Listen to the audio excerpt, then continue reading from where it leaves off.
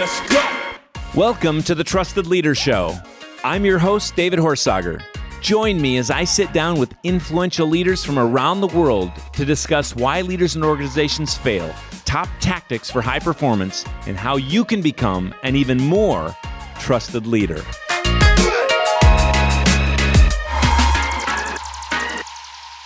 Welcome to the Trusted Leader Show. It's David Horsager.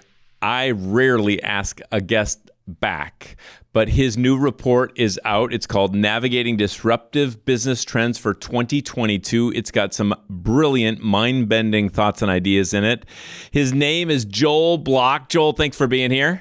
David, thanks for having me back. It's a privilege. Joel is, just to give everybody, in case you didn't hear the last episode, Joel is a futurist. He's a longtime venture capitalist. He's a hedge fund manager. He's a professional investor. He sold his publishing company to a Fortune 500 company. He's even an expert blackjack player. But we're going to get to some interesting thoughts and ideas. We happen to be in a pretty little cool group together, and every time I sit next to him, I get smarter. So, Joel, once again, super grateful to have you on and share some of your new insights with our Trusted Leader group.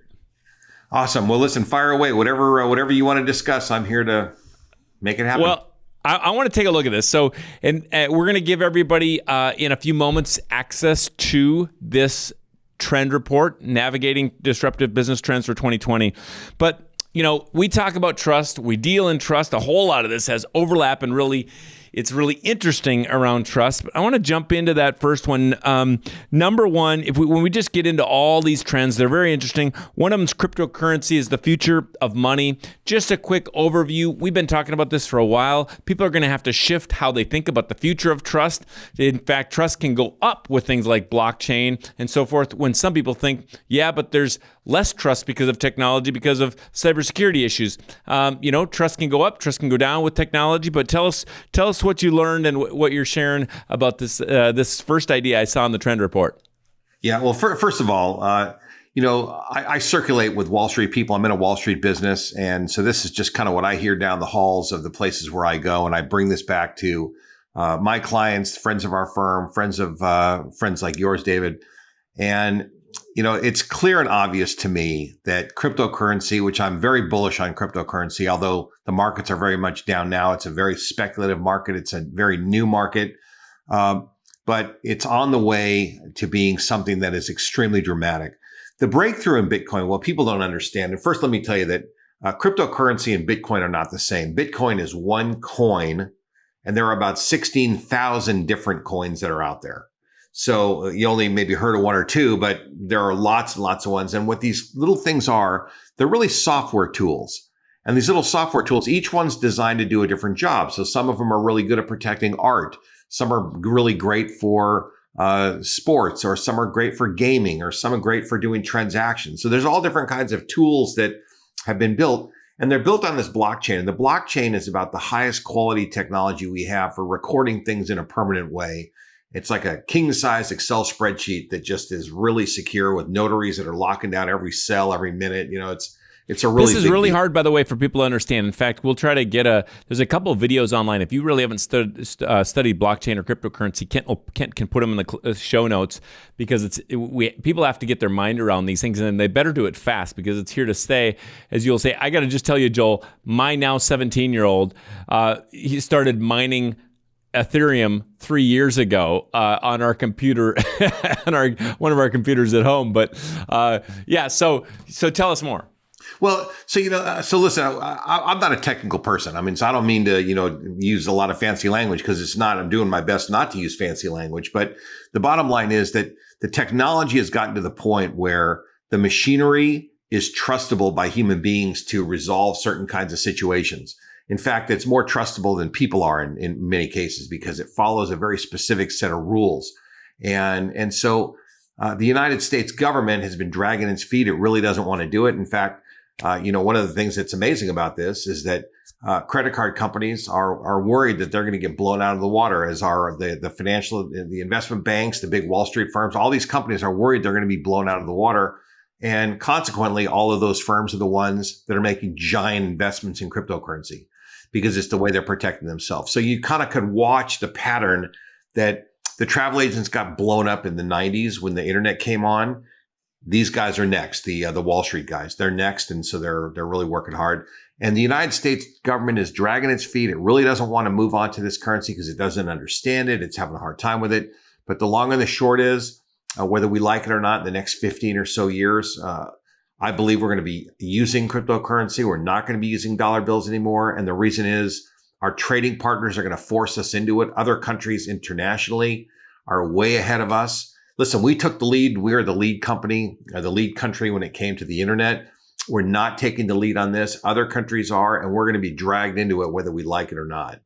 So it's a real thing, and it says a lot about how forward-looking you are. And it's important to be forward-looking, and it's important to be modern for companies because I would say that people who are modern and kind of up to speed are probably trusted at least by some sector of the society who believe that those kind of people are here to stay. It's a big trend. People need to get used to it and figure it out and understand it. And both crypto and blockchain is going to massively change our world over the next 5 years, I think. In fact, we're going to see a lot of banks go out of banking and business, I think. Wouldn't you say? Well, think about this. Like children, like your 17-year-old, my kids are in their late 20s, and so forth. And they don't really see themselves going in banks. They don't really understand what a bank has to offer them. I mean, they can go online and they can do the things they need to. The cryptocurrency world has tools that allow for borrowing, for securing, for mortgaging, and for all the different things that we need to do. People just don't see the relevance of banks.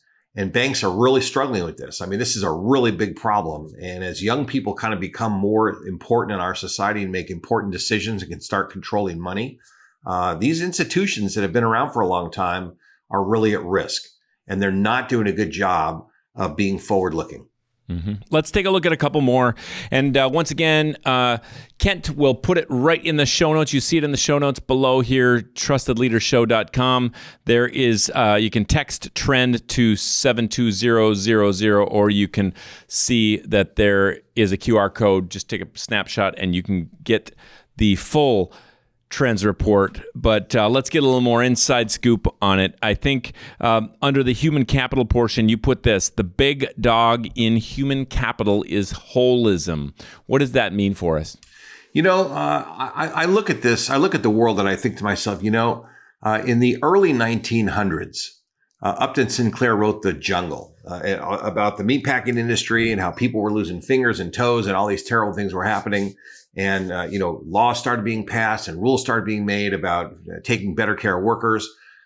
So we pretty much have resolved the danger situation, of things happening to workers. But now we're way past that. And we're kind of at a place now where it's not just about fingers and toes. It's about the totality of the person, the whole person. And the whole person means their mental state. It means their well-being.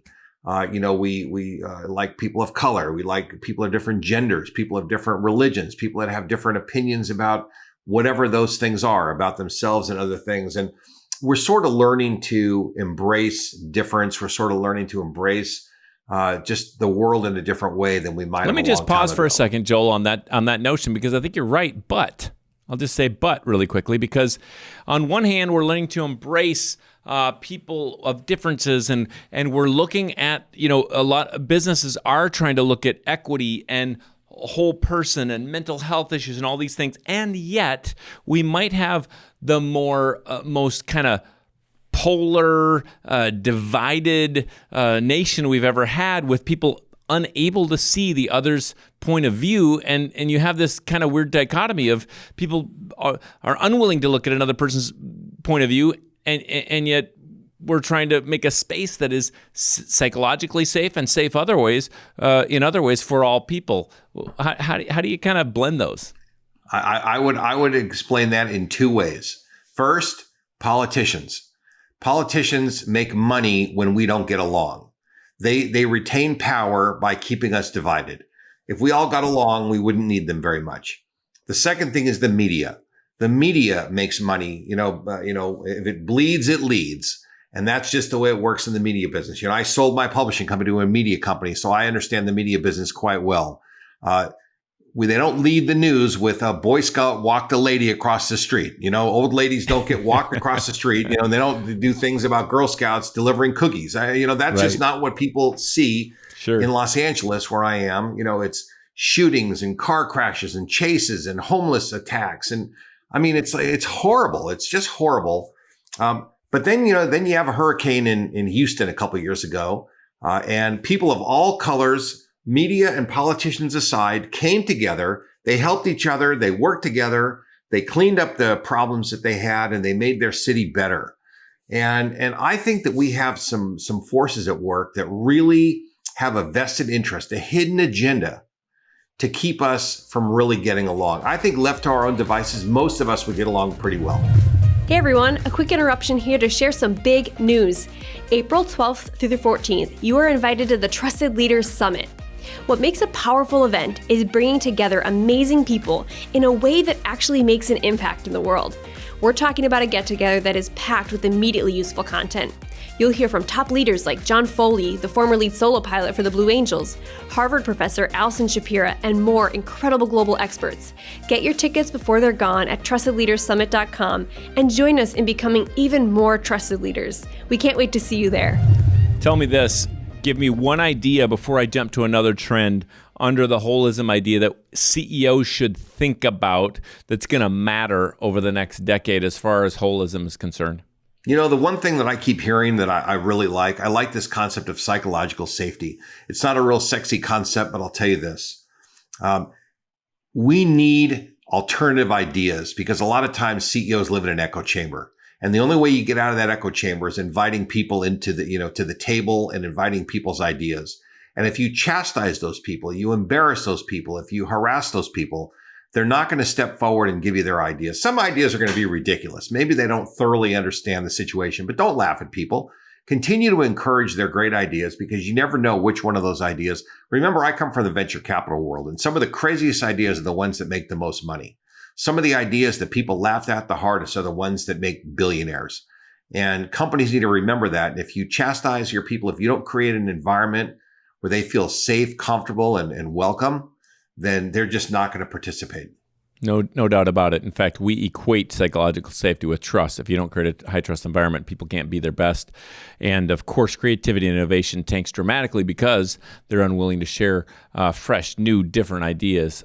Let's look at this. I think there's so much here, and I wish we had time for more of it, but I want to look at especially number 12, 13, and 14 in the trends, at least touching on them, and securing the future on steroids. Tell me about what you're thinking, because I think this has something to do when I was reading the report about cyber issues and trust and, that kind of thing. So this is a big risk. When we talk about boards of directors or CEOs, a big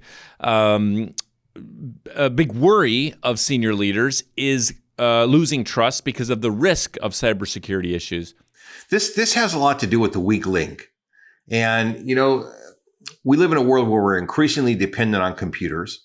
We're increasingly dependent on things that are kind of outside of our knowledge base or our control. And we're sort of dependent on other people to make that happen. And bad guys kind of understand this.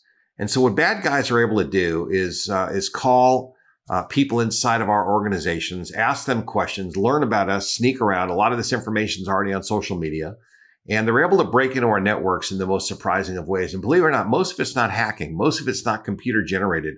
Most of it is they get somebody on the phone and they ask them some questions. They pretend to be a trustable person. And it turns out that they're a bad guy and they get all this information and they end up doing something that's terrible. And the whole concept of passwords and the way things work is all advancing. In order for cryptocurrency to get where it's gotten, it had to have developed incredibly powerful tools that the rest of us are just starting to get access to. And so these very powerful tools are out there. Start looking for them. And we're talking about things like biometrics, voice pattern recognition, looking at your eyeball and all different kinds of things. I mean, that's not without some concern. I'm a little concerned that what happens if I have a biometric type of thing and something happens to me and I'm not available? How are my kids going to access my accounts? I don't know how that works. So that's not to say that there aren't some problems. But the bottom line is that as more and more dependence starts to kind of build in these areas of digital activity, we need better security, and we sort of have to protect against our weak links because people are well-meaning. Not everybody realizes that there are bad guys out there in the world, and we have to do our best to protect around that. Well, on my phone right now, I look at it and it unlocks, and of course, it just seems many people are even worried about the access of that Apple has or others have just to, we're allowing so many pictures now and so much, many different ways of recognition. Any quick thoughts on that? Yeah, well, listen, the bottom line is we trust these companies, and these companies are collections of tens or hundreds of thousands of people. And then how good of a job have they done of locking down our stuff? Probably not as great a job as we wish they would. And that's just, we have, some things are violations of trust directly, and some things are sort of indirect where I didn't mean for it to happen, but it just did because we didn't do a great job of locking something down. You would think that these computer companies would be the best at locking stuff down, but they're not. They're not really as good as we would expect them to be. Partly because it's so costly. It's costly to be perfectly secure, and until something happens, some people don't think about it much, right? Well, let me tell you that's a giant violation of trust. If they don't secure themselves as much as they can because they don't want to spend the money, then that's a real breach. And I get the dichotomy and the problem, but it's a real problem. There's certain kinds of companies that we expect to have a really high level of trust and security and the other stuff. And if they don't provide it to us, it's a breach. What was the most surprising, as you looked at this and you paused and thought about it, and what was the most surprising trend, you think, to you and the most people? I'll tell you, believe it or not, the most stunning one to me, number 15, fish finders and power tools. This is truly one of my favorite deals. It's when I came across this, when I was having a conversation with somebody about this, and a guy came on my podcast and was sharing this concept, and it just hit me like a ton of bricks. What he was saying is, when professional fishermen go out to the ocean or the lake and they don't just put a hook in the water and sit there and smoke a cigar and wait for something to happen. I mean, they go out there with sonar, they look for schools of fish, and then when they find one, they put the net out and they scoop up all what they can get. And that's what businesses have the capability of doing now online using the tools of the internet. There are incredible tools, and they're called intent-based tools. And there are tons of these tools. So for example, every time you do a search in Google, if you say looking for a new car, 5 seconds later, you're going to get an ad for a new car. Okay, we all have seen that. And that's one application. So we see an ad. But they also take that same information and they might sell it to the car company. And then a representative from the car company can call you and say, Mr. Horsager, I see you're looking for a new car. And you're going, that's kind of creepy. But, we're kind of getting used to it because that's just the world we live in. I see you're looking for a new car. Or even maybe a better example would be you're looking for a new house. When you come to our area, why don't we meet and I'll show you around? Because you're going, wow, this guy called. I'm not going to call 50 other people. This is a pretty good one. I'll just work with this one guy. So this intent-based data, if your company is not using intent-based data, if you're a fisherman and you're not using a fish finder, you're at a substantial disadvantage. And, how can you possibly expect to compete? And these are tools that are really designed for mid-market companies and larger companies because they're a little bit expensive. And so you have to, provide these tools to your sales force so that they have the advantages and they have the ability to compete properly with the other people in your marketplace. Because if you're not using them, those other companies are. Is there an example of one that you see smaller companies using or would recommend? Yeah, it's just a fantastic one. And I learned about this from one of our colleagues that you know. There's a product called SEM Rush. And SEM Rush, they collect all the data that Google gets. So when somebody asks a question on Google, like what's the best way to hire a new CEO? Let's just say. Well, that phrase is a phrase that people type in, and they said, and then they give you a count. It was queried 72 times last month.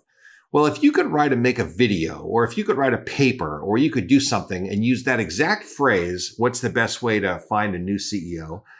And then people ask that question, you're going to come up right at the top. This is way better than SEO, because this is a dead perfect bullseye of the question that somebody's going to ask. Now, I didn't think of the question. SEMrush gave me the questions that people ask about the topics that I'm interested in. So you do research on what questions are people asking about these topics. That's a perfect way of finding the 72 people that last month exactly asked the same question as me. And, if you want to market to those people, bam, there they are. And so it's a perfect situation. Give us some insight on Web 3.0. This is just, here's cryptocurrency is a good example of Web 3.0. But here's the bottom line is that the first generation of the internet was pretty much just a bunch of brochures. Websites were like little brochures. Everything was just a brochure that you would look at. It didn't really do anything. Web 2.0 is like the whole social media thing, the interactive thing. It's the database building. It's all the stuff that happens, that allows us to kind of post and interact together. Web 3.0 is at a whole nother level. That's this whole metaverse. It's the whole thing where the computer sort of starts to blend with our life in a whole new way. And I bring it up because I want people to be aware that there's a new generation of things happening. The whole concept of these NFTs, these non-fungible tokens, which are cryptocurrencies that secure intellectual property for people that are in those businesses or that secure artwork. These things are all coming to life using new technologies, and that's all being called Web 3.0. So there's a whole new generation of things happening. And I bring these things up because, for people who are either investors or business owners or people who are out there making decisions. And remember that I'm a professional investor. I mean, I run a hedge fund. People give me money and then I go buy things with it. So my job is to look forward in time and find things to buy. And I use these trends to think about the kinds of things that I'm looking for going forward in time. So as you're looking at websites, make sure you're thinking about new generational techniques. Make sure you're thinking about digital currency. Make sure you're thinking about your people in the right way as you're going forward in time. Don't think about these things in an old-fashioned way. Think of them in a newer, more modern way. Love it. Well, there is a whole lot more here. Everybody can look at the show notes. You see the QR code. You can text TREND to 72,000 and find out more. It's a fascinating read, and it's just some fascinating content and information. Your mind is brilliant, Joel Block. And just to give everybody a little heads up on the 5 major areas he's talking under: financial capital, 5 trends there; human capital, 4 trends there; intellectual capital; invisible capital; sales and marketing capital; and then a bonus one, number 6, is actually aspirational capital. So take a look at those trends. There is so much more we could talk about. Joel, I'm looking forward to seeing you. We're speaking at the same event here coming up very soon, and that'll be fun to be on the platform together. Any final thought or final, maybe the aspirational trend, something we should be thinking about? One last bullet. You know what? The aspirational one really is about, I will hope that people would be more critical thinkers.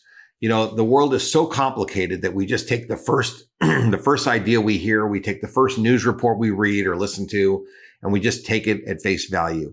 Unfortunately, 99% of what we get fed is not bona fide news. Like the major news stations, they're pretty good. They're pretty accurate. They may be a little one-sided, but they're mostly accurate. Most everything else on the internet, everywhere else, is commentary. What you and I do is commentary. We're not reporters per se.